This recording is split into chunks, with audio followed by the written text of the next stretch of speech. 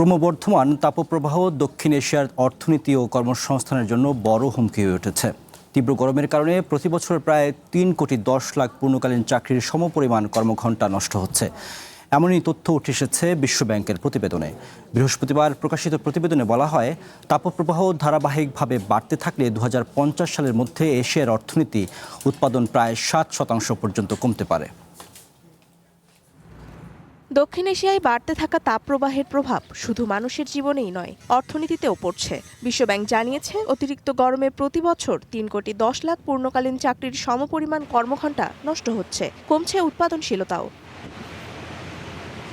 বৃহস্পতিবার প্রকাশিত বিশ্বব্যাংকের এক প্রতিবেদনে বলা হয়, বর্তমান তাপমাত্রা বৃদ্ধির ধারা অব্যাহত থাকলে 2050 সালের মধ্যে দক্ষিণ এশিয়ার অর্থনীতিতে উৎপাদন প্রায় 7% পর্যন্ত কমে যেতে পারে। এছাড়া 2070 সালের মধ্যে এই অঞ্চলের প্রায় 52 কোটি মানুষ প্রতি বছর কমপক্ষে 1 মাস বিপজ্জনক মাত্রার তাপপ্রবাহের মুখোমুখি হবে, যা বর্তমানের তুলনায় প্রায় 4 গুণ বেশি।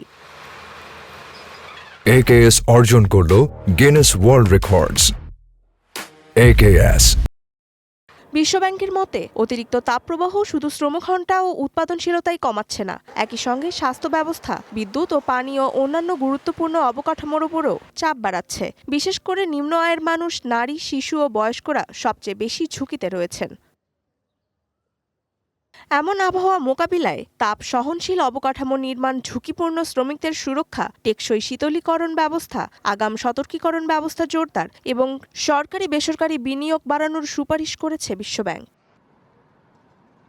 দক্ষিণ এশিয়ার বিভিন্ন শহরে ইতোমধ্যে তাপপ্রবাহ মোকাবিলায় কিছু কার্যকর উদ্যোগ নেওয়া হয়েছে বলে জানিয়েছে সংস্থাটি। এসব উদ্যোগ আরও বড়ভাবে বাস্তবায়ন করা গেলে প্রাণহানি কমানো, শ্রমিকদের সুরক্ষা নিশ্চিত করা এবং অর্থনৈতিক ক্ষতি উল্লেখযোগ্যভাবে কমিয়ে আনা সম্ভব হবে।